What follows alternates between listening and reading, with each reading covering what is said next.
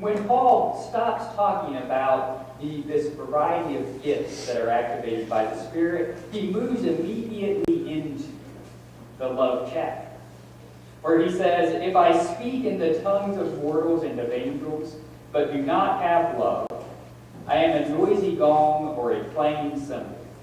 And if I have prophetic powers and understand all mysteries and all knowledge, and if I have all faith so as to remove mountains, but do not have love, I am nothing. If I give away all my possessions, and if I hand over my body so that I may boast, but do not have love, I gain nothing.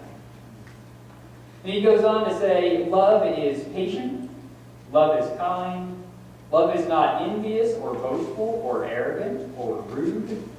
It does not insist on its own way. It is not irritable or resentful. It does not rejoice in wrongdoing, but rejoices in the truth.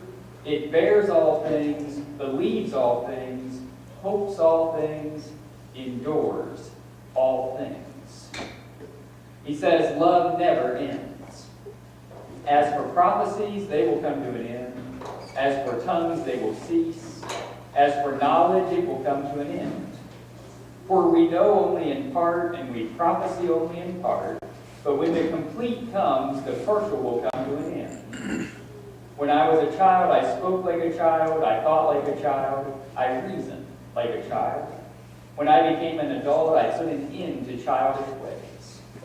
For now we see in a mirror dimly, but then we will see face to face. Now I know only in part, then I will know fully, even as I have been fully known. And now faith, hope, and love abide, these three. And the greatest of these is love. 1 Corinthians 13 is a beautiful chapter to read. And it is a difficult chapter to live. Amen? If you have ever fallen short of any of these teachings that Paul gives, say, no, not me. Paul knew the people of the church could be more loving than what they were. The Corinthians, who he writes this to, were in the midst of comparing the spiritual gifts that they had in such a way that everyone insisted that their own way to witness was the best way to witness. And Paul wrote to them and he said, in essence, no matter how you witness, if you don't have love, it doesn't make any difference for you. And the people of the church today still insist on getting their own way from time to time.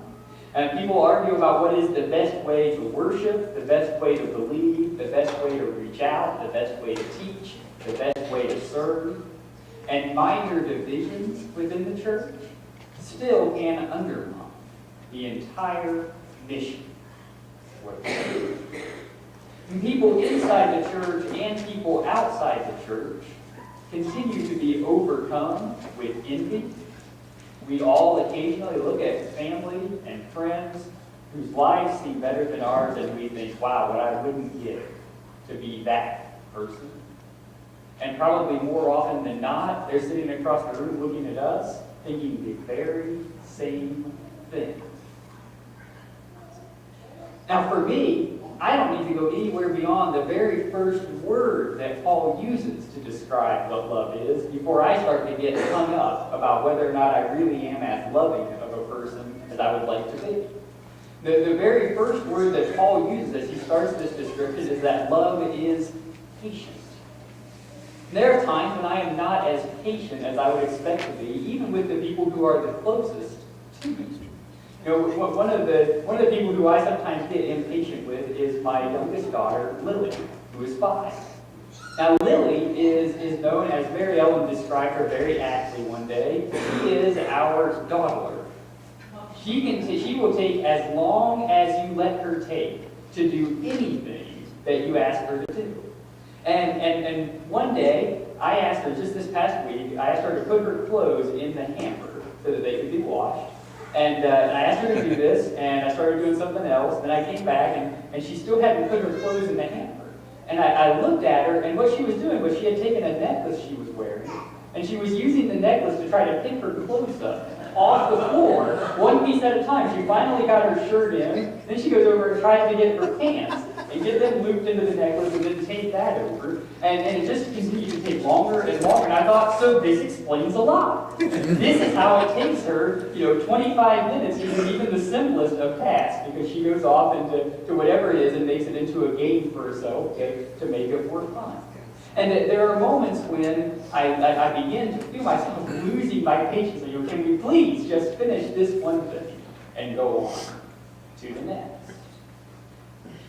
What Paul reminds us is that it is not entirely honest to say that I love my daughter if that love does not come out in the ability to be patient with her, at least some of the time. Love in the abstract does not mean very much without love in the concrete, with real forms of expression. And the love chapter describes the love of the Spirit by what it causes you to do in the ways you relate to the people around you. If we speak of how we love our families, but we are always irritable and resentful, we do not have love. If we have the best intentions to serve all people, but insist on serving them in our own way, we do not have love. If we think we care about our loved ones without caring for our loved ones, we do not have love. I believe we could all become more caring. Last month we talked about simple ways to care, simple ways to serve, simple ways to love, not people who are far away, but simple ways to love people who are near to us, ways to love our families, ways to love our friends, ways to love our sisters and our brothers in Christ. It is a gift to have the opportunity to love the people who are close to us. Sometimes loving the people who are close to us is the easiest thing for us to forget when we think so much about loving people who are far. May the last month be just a start to the way that we love people who are around us. May we recognize that we are joined by the Spirit one to another throughout each day of our lives. May we constantly look for simple ways to be more loving to every person